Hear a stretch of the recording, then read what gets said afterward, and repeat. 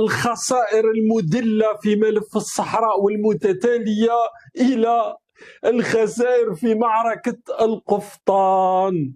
اليوم الدبلوماسية الجزائرية بعدما فشلت في كل شيء في السنوات الأخيرة، ملف الانضمام إلى البريكس، الأزمات الدبلوماسية المتعددة مع تقريبا الآن في العشرات من دول العالم، بعد ما الجزائر صارت مزبلة كبرى، اليوم وزارة الخارجية الجزائرية تدخل في حرب من أجل القفطان.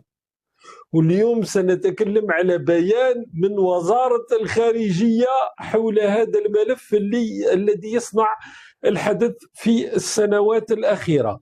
شوف الحالة الكارثية التي وصلت إليها الجزائر اليوم والتي وصل إليها النظام الجزائري.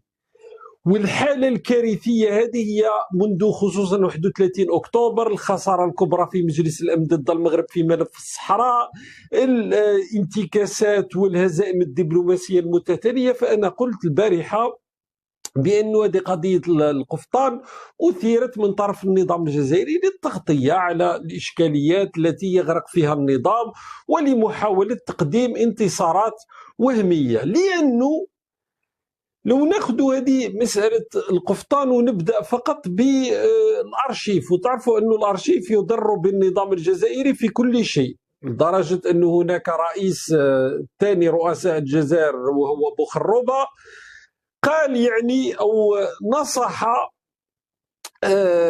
نصح مسؤولين جزائريين وقتها بأن لا يخوضوا في النقاش التاريخي مع المغرب، لأنه ربما يكون هذا فيه ضرر بطبيعة الحال للجزائر الخوض في قضية التاريخ وفي مسائل الأرشيف، لأنه الأرشيف لا يرحم. الأرشيف لا يرحم. لماذا الأرشيف لا يرحم؟ لأنه موضوع القفطان في زمن البوتفليقية، وبوتفليقة بطبيعة الحال مولود و يعني ترعرع في المغرب ويعرف هذا جيدا.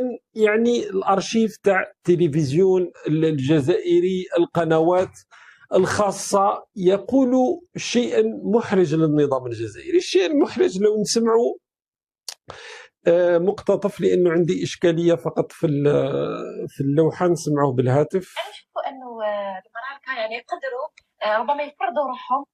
عفوا، تشوفوا الصورة كاملة.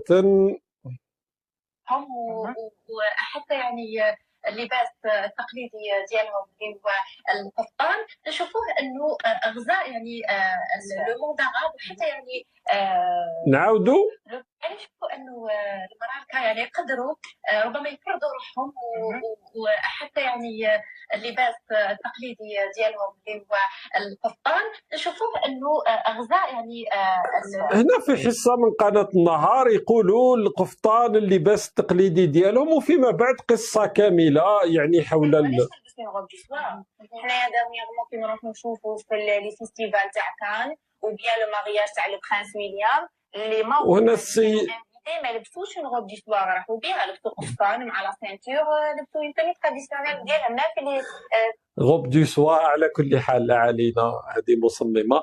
المهم هي تقول بأن الجزائريين أو الجزائريات عفوا يلبسوا غوب دو سوار كما تسميها السيدة الكريمة، والمغاربة في المهرجانات الكبرى يرتدون لباسهم التقليدي اللي هو القفطان.